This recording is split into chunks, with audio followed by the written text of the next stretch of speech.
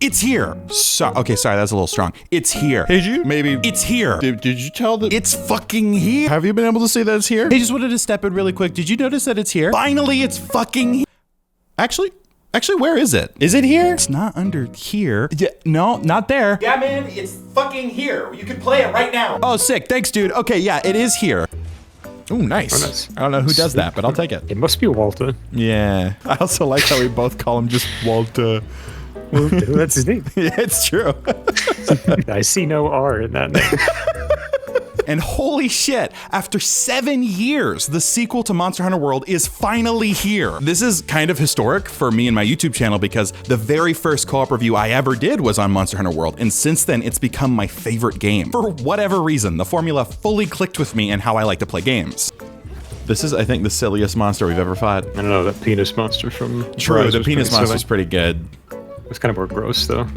True. Makes farting sounds. Oh my god. It's complicated, but only when you want it to be. The combat is super satisfying and replayable. The design and visuals are incredible, and best of all, it's so much more fun in co-op. Since it came out, I've clocked just around 500 hours across PlayStation and PC, which is a lot for me, and even to this day, I still every once in a while come back to it. So suffice it to say, when Monster Hunter Wilds got announced at the Game Awards, I freaked the fuck out. All of a sudden, I had a game that shot to the top of my wish list, and my expectations were astronomical. After all, Capcom has been on a bit of a hot streak lately, so I was fully confident they would be able to give us something amazing. And closer to launch, as I talked about in my last video, I had the opportunity to play it early, and it did nothing but make me more excited to play it. New ecosystems to destroy. Yes. I mean, study. Yeah. Yeah. And now I'm super excited to finally have the time to be able to tell you about it. So is this intro short? Yeah, totally. But I'm way too excited to wait any longer to tell you about this game. But I guess before we get started, for those of you who are new to my channel, I review co-op and video games. Not just how the games are themselves, but also how they are to play with friends and how you can get set up to play them yourself. As always, these reviews are sorted into the good, the bad, and the co-op. Let's get things started by talking about the good. As is standard for any Capcom game at this point, Monster Hunter Wilds is gorgeous. I'm continually impressed by how much they're able to get out of the Resident Evil engine, especially since this is an open world game, not a tight linear game like Resident Evil. You want us to lure a monster to Gemma? What? Who's Gemma? That's Mark's wife. Damn it. That's the forge lady. Got it. Blacksmith. And also Mark's wife. The thing that always ended up wowing me the most was the shaders, because god damn, they look amazing. Particularly in the Plains map, the warm daylight is something that I have a hard time describing, but it feels so warm and beautiful that I wish I could just be there in real life. But not just the bright daylight is gorgeous, the various weather effects that can happen on each map also look amazing. The detail is incredible, like how in a sandstorm the sand actually sticks to character models, or how lightning will strike some smaller monsters, or even you if you're not careful. The particle effects that are on display here are truly incredible. Oh god, he's going sicko mode.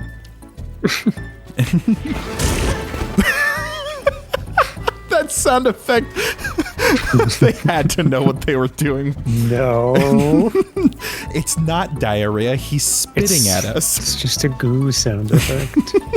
The details in general I still marvel at. Clothes have realistic physics and blow around when you move. Monsters fight over territory. Your cat goofs off with you when you're in your tent. Gashes and wounds dynamically appear on monsters. Egg yolks leak when pierced by a fork. Which reminds me, the food looks so fucking good. Every time I made myself food, which is a necessity for being successful on a hunt, always looked like the most delicious looking food I have ever seen. Apparently they had to do a ton of R&D to get the food to look like it does, and it really shows. There's a part where a character breaks apart some bread, and it still blows my mind.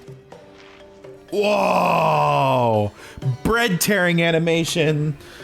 Now this is next gen. The animations are also incredibly smooth. I always really liked the animations in Monster Hunter World, but Wilds really makes it look old and dated by comparison. I absolutely love watching how my character transitions between directions when sprinting, how the combos look less stilted, finishers feel more weighty, and mounts have new unique takedown animations for each weapon. Here we go. Oh, whoa, whee! Whoa! That's sick. That was awesome. I love how smooth and lifelike the characters feel, including the monsters. There's so much detail in every facet of how this game moves that you could just slowly walk through the open world and see a ton of new unique animations. Truly, it breathes a ton of life and how the map feels to exist in. Which, on the subject of maps, we're eating incredibly well. Pun intended, with the vast array of maps we have this go around. There's a plains map that has a desert built in, a scarlet forest with massive waterfalls, a volcanic area with oil swamps, an icy mountain with zero gravity segments, and an ethereal location that's got more of white energy wrapping around it with the most different looking monsters. A ton of work has been done to make this game feel varied and fun, and it works wonders. And each locale hosts monsters that look and feel like they would have evolved to come from the location that they're from. Like how the Rumpompolo is in the oil well basin and looks like a witch doctor with a gas mask, or how the Doshagama is effectively a massive bear and hunts in packs in the plains. Each monster has a distinct personality that feels rooted in where they reside. My favorite monster by far has got to be Lalabarina, which is like this weird, uncanny looking spider, and the way he moves just kind of makes it difficult to predict how he's gonna hit you, but also the visuals are just cool. It's got this rose that opens up on its back when it's doing certain attacks, and it swings around and shoots paralyzing flowers. And this isn't even mentioning its incredible nest that's full of scarlet red spider webs. Capcom has delivered some very cool and almost entirely original monsters for the series, and fighting them is just a blast. And because they're all unique and new to the series, that means you have to learn new movesets, and it creates for a brand new challenge. Damn it, I keep missing my bloody Tracer shot. Jared, no, but you're already Tracer. I am already Tracer. Trying to predict where Arkfeld's whip arms are going to land, hitting a weak spot on Raydow's head after it shoots a lightning bolt, or how you have to drop a barrier from above to avoid getting killed by a massive AoE from Jin Dahat. It's truly a blast to get to learn more and get better at fighting these guys. The combat in general is just a plain old good time. Oh shit, I thought that was his tail. It was not. Yeah, cut his head off. When are we getting an R-rated bloody Monster Hunter? That'd be sick. M-rated. This probably is M-rated, isn't it? An A-rated Monster Hunter. No, I think it's rated T because there isn't really swearing. There's not a lot of gore. There's hardly any blood. That's true. Yeah, imagine if the NPCs could say fuck. That'd be Adds so much to the game. You know what? I'm adding that to the bad section of this review. They don't say fuck. Now this happens with every Monster Hunter, but it's especially true with Wilds. The combat is just better than it has ever been before. The barrier to entry has always been a little high when learning a weapon in Monster Hunter, but I think Capcom with Wilds has done a really good job of keeping the complexity of weapons while also making them more approachable. The biggest reason for this, I think, is because now for the very first time in the series, you can bring 2 weapons along on a hunt with you. Now this doesn't give much of a tactical benefit, but it does allow for players to bring along a weapon that they're less confident in, and then also bring their main weapon as a backup if things don't go well. And because of this, I felt way more open to trying different weapons. I eventually still landed back on the longsword, but Jared did entirely swap over to the bow, and I tried way more weapons than I had ever done before. Your bubble blowing days are over.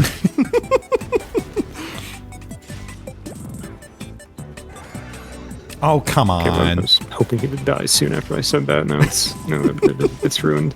Damn. Well, if you just retry it next time, you almost got him. All right. That'll be just as cool.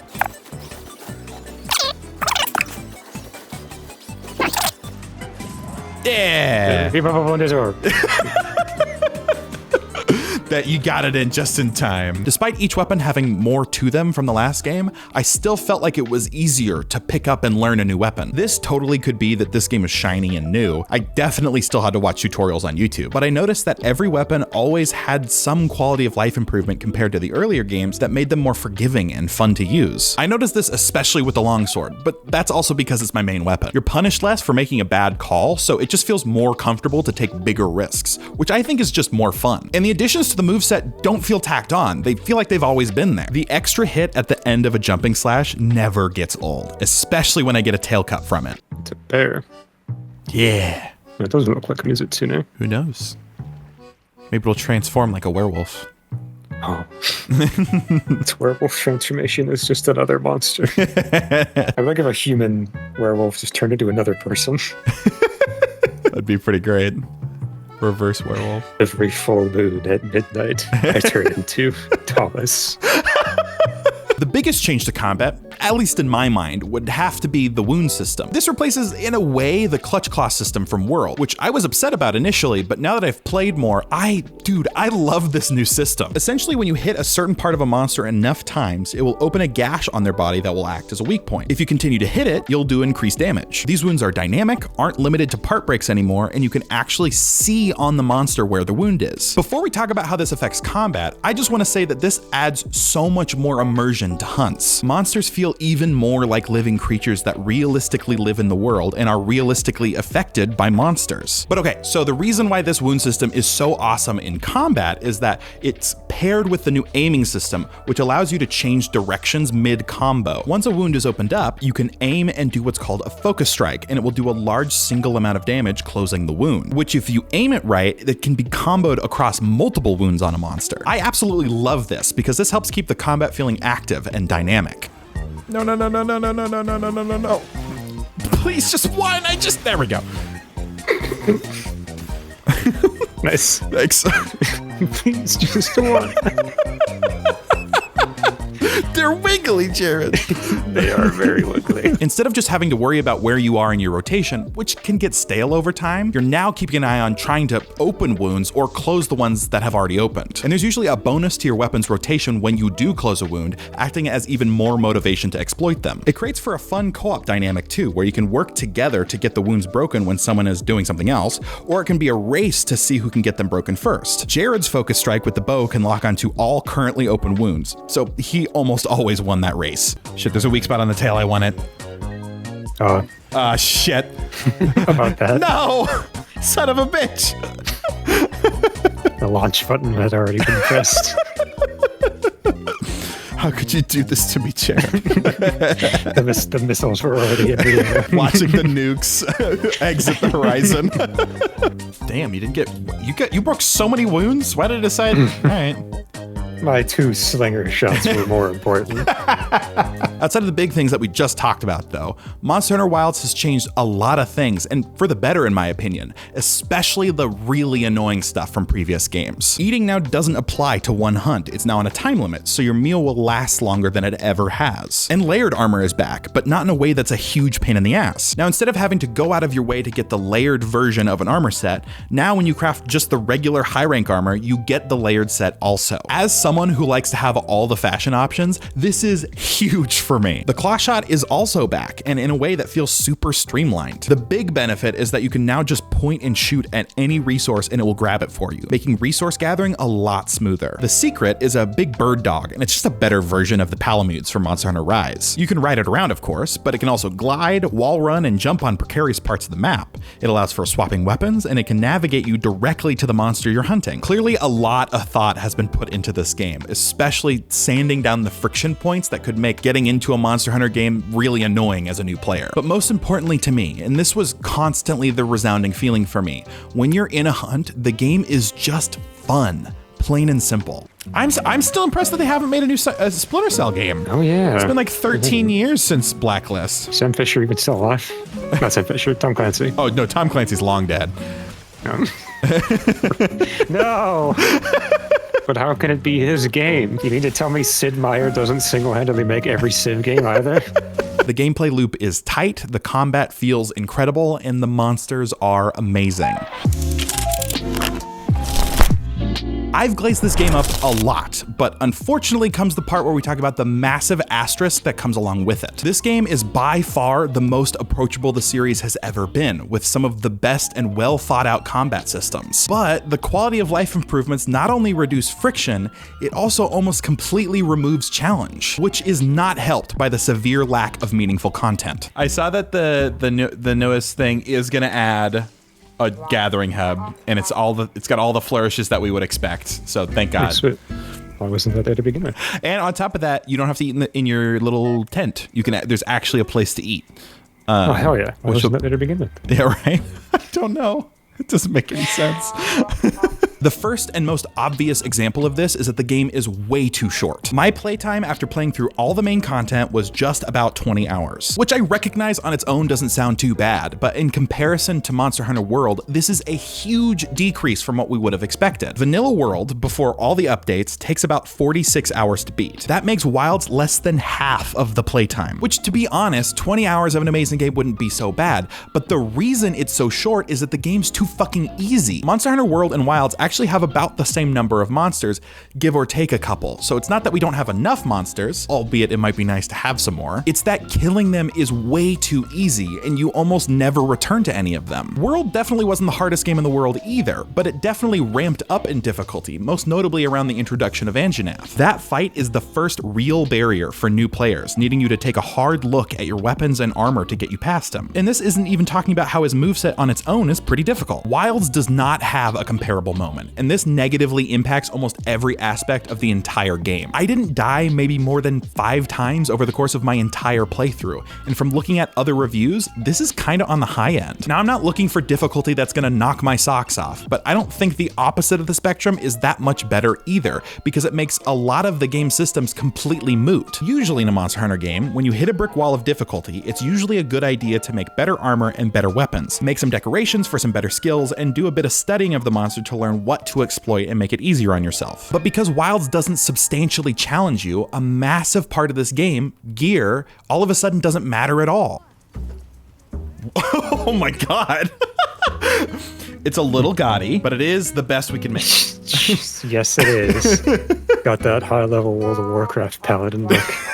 No kidding. And like I said, this affects everything about the game. The secret is so powerful that it takes you right to the monster, completely removing the need to learn the map, collect monster tracks, or learn where a monster usually goes. The amount of items you start with at the very beginning of the game makes collecting resources a complete non-issue, as you almost always have enough potions. Decorations are pretty much useless since the monsters aren't hard enough to warrant using them. Now, because gear, resources, and map and monster knowledge is not important anymore, it's pretty much just a boss rush with extra fluff that doesn't actually change how you play. It's like Capcom didn't realize that changing the difficulty and the barrier to entry would significantly change how players interact with the game's systems. I'm sure there's a ton to learn and do in Wilds that would be well thought out and interesting to discover. It's just such a shame that nearly all of them are superfluous in the big picture. That some of those could feel Dizzying. Are you comfortable? Ah, Hunter. Good conversation. We care deeply about the side quest stories. Absolutely. So I think talking to them, it said optional, but I think you still just need to do it because it didn't show me where I was supposed to go until I talked to them. It's one of those heavily recommended optional things like paying your taxes. The final nail in the coffin in all of this would be the game's pitiful endgame. Essentially, the game just leaves you to grind monsters and level up until it decides to give you the next mission, which is always just as easy as the last one. But what's frustrating is that it can be 10 or 15 levels in between each mission, bringing the overall pacing of the game to a screeching halt. Why do they make us just like grind? Why is that built into the game? I mean, it's Monster Hunter, not Monster Kill the Monster. But that's how we play it. Yeah, don't really force us not to. And this isn't new to the series. Monster Hunter World did the exact same thing, but it's still super frustrating to see it again. Hey, what do you think we're gonna fight in this next mission called Wrath from Above? Go. Wrath above. I think it's a Kuliaku. It's probably gonna be that or an Anjanath. It is not a Rathian. It is a Quematrice. Huh. Are they stupid? You can't just make a Wrath pun and it not be Rathian. Finally, the performance of Wilds, at least on PC, is absolutely horrible. Like, yes, it is an absolutely gorgeous game, but I upgraded to an RTX 5080 because of this game, and it barely moved the needle towards playable. It still runs like garbage. On top of that, the DLSS implementation is very shimmery along the edges of practically everything, giving a really blurry but harsh image quality. A game running this poorly on brand new hardware is totally unacceptable, and this isn't even talking about how it might run on mid to low tier hardware. And I've tried playing this game since our playthrough, only to run into near constant crashes, making it almost entirely unplayable. It needs to be fixed. But knowing Capcom, it probably won't. Now let's switch gears a little bit. Co-op in Monster Hunter Wilds is still incredibly fun, like it's always been. Hunting a monster is always more fun with friends. Being able to heal each other when one of you is in danger, stunning a monster when it grabs one of you to get it to let go, working together to create wounds and closing them, drawing aggro so someone else can sharpen or heal. It's all exactly how you would want it to be. I am Rove, a humble one questing far from home. Patches? If he ever asks us to look at the loot down in a hole, don't trust it. There was one benefit to the lower difficulty of this game. That's we didn't really need to fire an SOS flare to fill our squad, so Jared and I could just kind of enjoy co-op just the two of us. And what's fun about that is now we don't need to decide between bringing a mount or a palico like we did in Monster Hunter Rise. Now we get the best of both worlds. And honestly, palicos have been feeling more useful than ever. Our cats would put down shock traps or put monsters to sleep frequently. It's actually kind of surprising. Yeah, it was unintelligibly. Another feature returning that I'm super excited about is the pre-written messages that you can customize when certain events occur. I've always loved this because it helps you inject your personality into hunts, but it can also help create a more welcoming and enjoyable experience when playing with randos. Okay, putting a trap down here. It's a good one. What? What did I wait? I didn't even read what I put. You just activated my trap card. Do you think he knows it's there? He's avoiding it.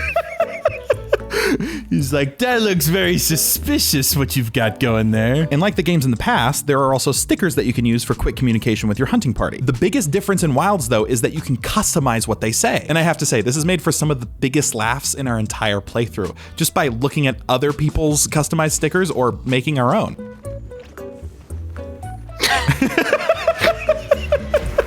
Now, after all of these quality of life improvements for the gameplay, you'd probably expect the co-op to be in a similar place, right? Well, you'd be 100% wrong. And I'm starting to wonder if Capcom just hates people who want to play these games with their friends. Much like Rush Hour on the freeway, Wilds consistently has you stopping and starting co-op without really being able to maintain a flow. The biggest reason for this is you can't play with friends until you've all watched the corresponding cutscene in each mission. Why they still do this, I still don't understand. I complained about this in my previous Monster Hunter World review. In practice, this means that you'll go out on a mission alone until the cutscene triggers, which usually puts you right in front of the monster. Then you have to frantically try and invite your friend or accept your friend's invite so you can play together, which happens to be very annoying because joining servers frequently errors out, and if the monster hits you, it pulls you out of the menu, making it so you have to try again, and you have to just hope you don't get hit. Come on.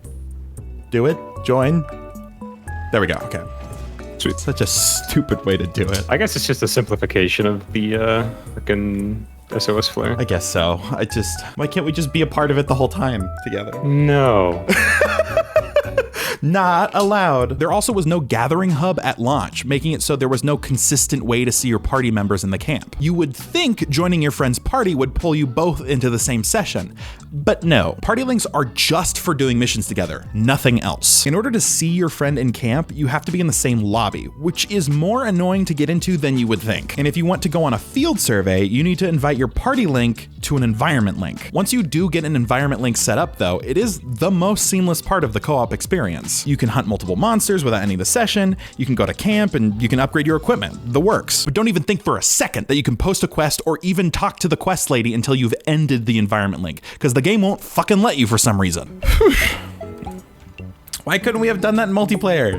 I'm gonna keep complaining about that. You should make a review.